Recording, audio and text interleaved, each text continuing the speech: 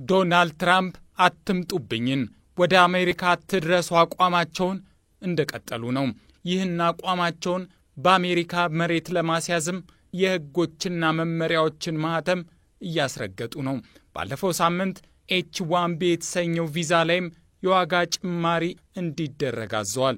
ይህ የውጭ ሀገራት የሰለጠኑ ሰራተኞችን ወደ አሜሪካ ገብተው በቴክኖሎጂ ተቋማት ላይ እንዲያገለግሉ የሚያስችል ቪዛ በአመት ወደ $100,000 ከፍ እንዲል የትራምፕ አስተዳደር ባለፈው ሳምንት ወስኗል። ይህ ደግሞ በርካታ የቴክኖሎጂ ቀመስ ሰራተኞችን ለሚፈልጉት ተቋማት ፈተና እንደሚሆንባቸው እየተነገረ ነው። የአሜሪካ የቴክኖሎጂ ተቋማቱ በተለይ ሳይንቲስቶችን፣ መሐንዲሶችና የኮምፒውተር ፕሮግራመሮችን ከተለያዩ ሀገራት በማስገባት ለኩባንያዎቹ እድገት መሰረት እንዲሆኑ አድርገዋል። በ2024 በተደረገ ጥናት አማዞን ከ8,000 በላይ የውጭ ሀገራት ባለሙያዎችን ይዟል። ጉግል 5,000፣ አፕል 4,000 እና ሌሎች ተቋማትም ከ1,000 እስከ 20,000 ድረስ የውጭ ባለሙያዎችን ቀጥረው ያሰራሉ። ታዲያም የቪዛ ክፍያው መጨመር ለእነዚህ ተቋማት ከፍተኛ ወጪ ሊሆንባቸው እንደሚችል ነው። ቢሊዮነሩ ኤሎን መስክ በ2024 በኤክስ ገጹ ላይ እንዲህ ሲል አስፍሮ ነበር። በኤች1ቢ ቪዛ ምክንያት በርካቶች ስፔስ ኤክስ እና ቴስላን እንዲገነቡ ሆኗል፣ አሳድገውታልም።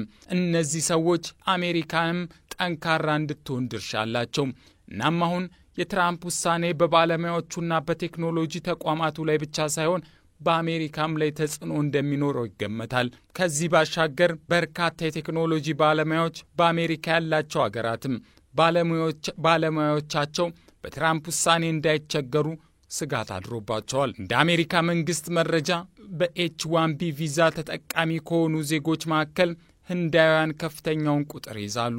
71 በመቶ ያህሉ ህንዳውያን ሲሆኑ 11.7 በመቶ ያህሉ ደግሞ ቻይናውያን ናቸው። ከዚያም የተቃውሞ ድምጾችን የሰማው የትራምፕ አስተዳደር ግን የውጭ ሀገራት ዜጎች በአሜሪካውያን ይተኩ ዘንድ ፍላጎት እንዳለው በግልጽ አሳይቷል። የአሜሪካ የንግድ ሚኒስቴር ሃዋርድ ሱትኒን የቴክኖሎጂ ተቋማቱ የእኛን ውሳኔ ከማማረር ይልቅ አሜሪካውያንን ማሰልጠንና ብቁ ማድረግ ይጠበቅባቸዋል፣ ከዩኒቨርሲቲ ወጣቶችን አሰልጥኖ ከውጭ ሀገራት የሚገቡትን ማስቆም ይገባል፣ አሜሪካውያንን አሰልጥኑ ሲሉ የትራምፕን ፍላጎት ቁልጭ አድርገው አሳይተዋል። ይሁን እንጂ የትራምፕ ውሳኔ በአሜሪካ ላይ አሉታዊ ተጽዕኖ ሊያሳድር ይችላል። ከዚህ በተቃራኒው ግን ሌሎች ሀገራት ይህንን ለመጠቀም ከወዲሁ ፍላጎት እያሳዩ ነው ይላል የአልጀዚራ ሀተታ። የትራምፕን ውሳኔ ለመጠቀም ከተነሱት ሀገራት አንዷ ዩናይትድ ኪንግደም ሆናለች። ጠቅላይ ሚኒስትር ኬር ስታርመር የሰለጠኑ ብቁ የቴክኖሎጂ ሰዎችን ከክፍያ ነፃ ቪዛ ወደ ዩናይትድ ኪንግደም ለማስገባት አቅደዋል። ስታርመር ዓለም አቀፋዊውን ተጽዕኖና እውቀት ወደ ሀገራቸው በነፃ ለማስገባት ቸኩለዋል። ቻይናም በሚቀጥለው ጥቅምት ወር ኬ የተሰኘ ቪዛ አዘጋጅታለች። ይህም የቴክኖሎጂ ጉምቶችን ወደ ሀገሯ ለማስገባት ይጠቅማታል ተብሏል።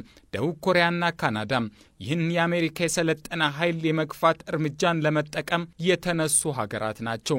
የአሜሪካ መንገድ ግን ከሞኝ ደጃፍ ሞፈር ይቆረጣል ይሉት አይነት ሆኗል።